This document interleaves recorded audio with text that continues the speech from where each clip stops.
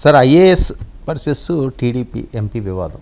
చంద్రబాబు నాయుడు గారు దీని మీద విచారణ కూడా ఆదేశించడం. మొన్న ఏదో ఉపరాష్ట్రపతి ఎన్నికలకి సంబంధించి ఆ ముందు రోజు ఈవిడ వెళ్ళినట్టు, చంద్రబాబు నాయుడు గారిని కలుసుకోవడానికి ఆవిడ శబరి అక్కడికి వెళ్ళినట్టు ఐఏఎస్ ఆఫీసరు ఆవిడ మీద కొద్దిగా ఇది సీరియస్గా మాట్లాడినట్టు, ఆవిడ చెప్పు తీసి చేస్తాను అని కూడా అన్నట్లుగా వస్తున్న ప్రచారం. మొత్తానికి ఒక వివాదం అయితే జరిగింది. జరిగినట్టుగా అందరూ అనుకూల ప్రతికూల ఇంగ్లీషు తెలుగు అందరూ కూడా రాశారు, సమాచారం కూడా వస్తుంది. అది కూడా గిరీష్ మిశ్రా, కార్తీక్ మిశ్రా లోకేష్కు కొంచెం సన్నిహితుడు లేకపోతే అని కూడా పేరున్న వ్యక్తి. ఇప్పుడు అంత స్థాయిలో ఎందుకు ఎంపీ గారు రియాక్ట్ అయ్యారు, లేకపోతే ఆమె ఏకవచనం వాడారని ఆయన కూడా సీరియస్ అయ్యారు.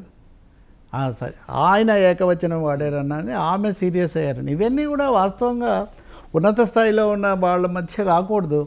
కొన్ని సందర్భాల్లో అధికారులు వాళ్ళకి ఇచ్చిన ఆదేశాల ప్రకారం కొంచెం ఆగండి అనేదో అన్నట్టున్నాడు ఆయన. ముఖ్యమంత్రి బిజీగా ఉన్నారని నేను మర్యాదగా కర్టసీ కాల్ కోసం వచ్చానంటే ఆయన కొంచెం అక్కడ జరిగిందని. అంటే ఆ తర్వాత చంద్రబాబు దీని మీద విచారణకు ఆదేశించారని కూడా టైమ్స్ ఆఫ్ ఇండియా చెప్తుంది. నేను కాదు, చంద్రబాబు. అంటే ఖచ్చితంగా తెలుగుదేశం పార్టీకి ఈ ఇతర ఎంపీలు కూడా కొంచెం ఆమెకు మద్దతుగా వచ్చారు. ఆయన సరిగా వ్యవహరించలేదు, అలా మాట్లాడి ఉండకూడదన్నారని ఈ స్టోరీస్ చెప్తున్నాయి.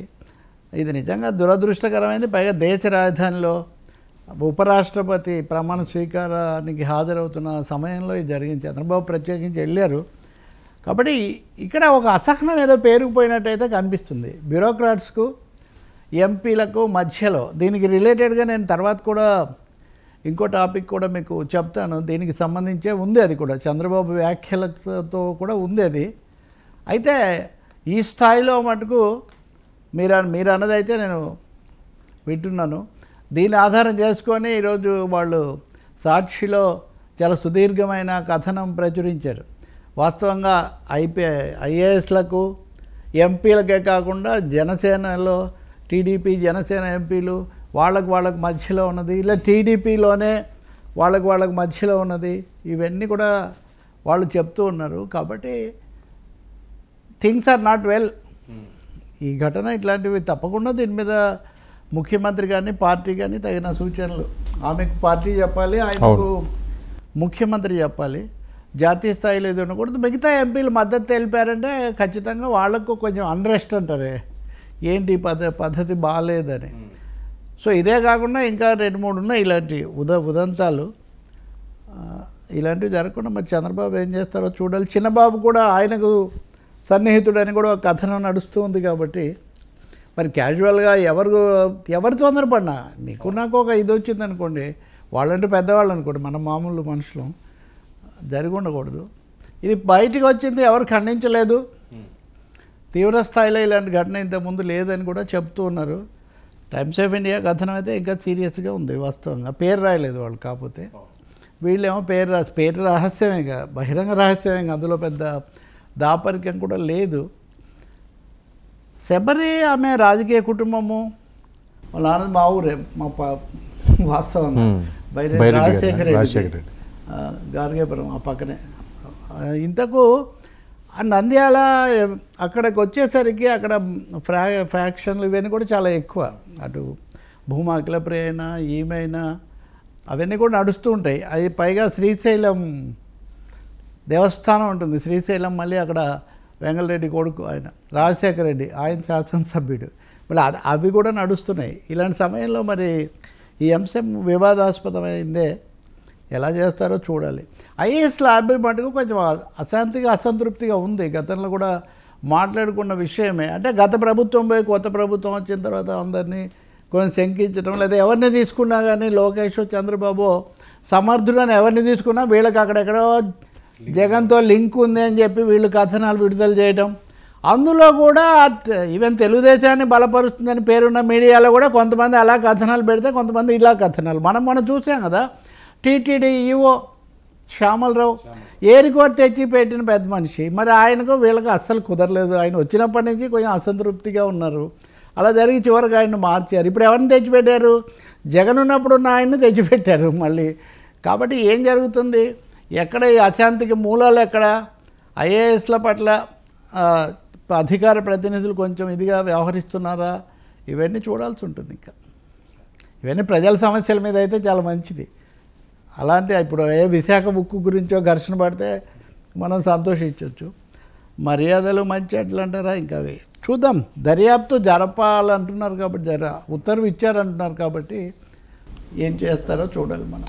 సార్ మరి నా తర్వాత కలెక్టర్లే అంటున్నారు. ఒక పక్క అక్కడ కలెక్టర్ వివాదం అయితే చంద్రబాబు నాయుడు గారు చెప్తుంది. చంద్రబాబు నాయుడు కలెక్టర్ల సమావేశంలో ప్రారంభోపన్యాసం చేసి చాలా పక్కాగా షెడ్యూల్గా చేసామన్నారు. 2 రోజులకు టాపిక్స్ డివైడ్ చేశారు. నాకు 45 నిమిషాలు ఇచ్చారు, నేను 1 నిమిషం దాటాను పొరపాటున అనే మాట కూడా చంద్రబాబు వాళ్ళతో అన్నారు. అయితే అక్కడ ఆయన చేసిన అతి ముఖ్యమైనది ఏంటంటే వర్మ, దేశంలో ప్రధానమంత్రి, రాష్ట్రంలో ముఖ్యమంత్రి, తర్వాత కలెక్టర్లే పోమన్నాడు. ఇది నిజంగా చెప్పాలంటే నేను ఇంతకుముందు చెప్పిన వార్తకు రివర్స్ లాంటిది. ప్రధానమంత్రి, ముఖ్యమంత్రి తర్వాత కలెక్టరే అనేటైతే కనుక మరి ఎంపీలము, ఎమ్మెల్యేలము ఎంతెంతో ఖర్చు పెట్టి కష్టపడి రాజకీయాలు నడిపి వచ్చిన వాళ్ళ మాదంతా ఏమవుతుంది అని. మరి ముఖ్యమంత్రి గారే మొన్న ఈరోజు కూడా మీరు ప్రతిసారి రూల్స్ ప్రకారం వెళ్తే కుదరదు, బ్యూరోక్రటిక్ పద్ధతులు కాదు, మానవీయ దృష్టితో వ్యవహరించాలి అన్నది.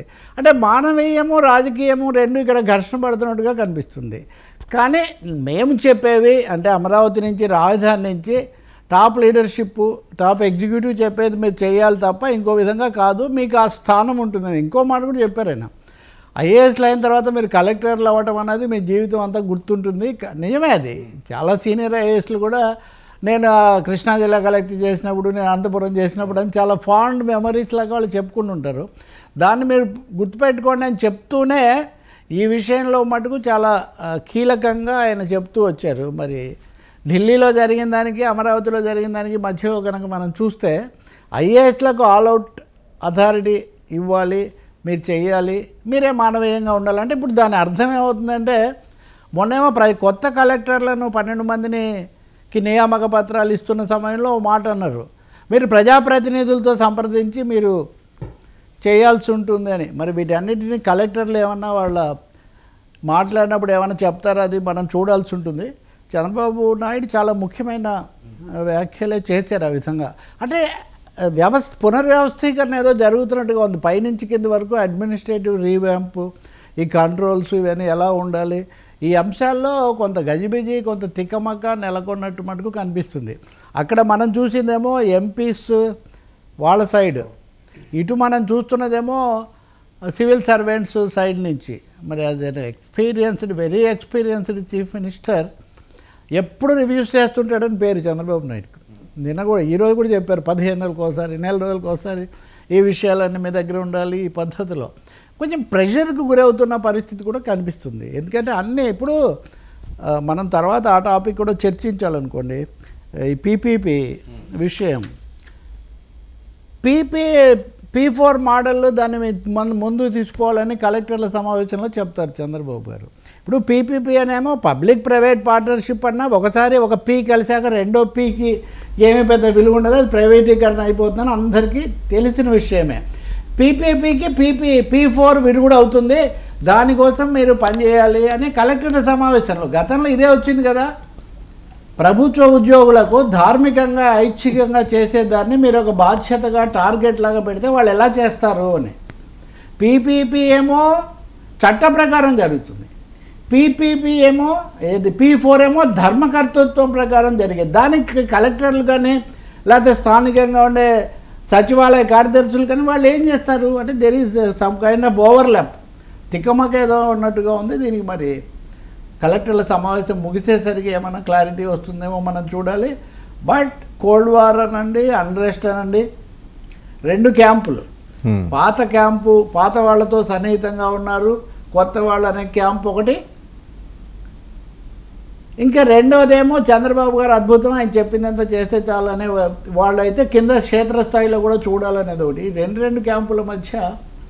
అందుకనే ముఖ్యమంత్రి అంత సమయం తీసుకొని ప్రత్యేకంగా. ఇంకొక విషయం ఏమంటే పవన్ కళ్యాణ్ లేరు. సాధారణంగా ముందు ఆయన మాట్లాడేవాళ్ళు, చంద్రబాబు కంటే ముందు మాట్లాడడం ఆయన శైలిలో. ఈ సమావేశంలో లేరు. ఎందుకు లేరు అనే చర్చ వస్తే సరే ఆయన ఏదో రిచువల్స్ వీటి వల్ల ఉండలేదు, ఆబ్దికాలు ఇట్లాంటివి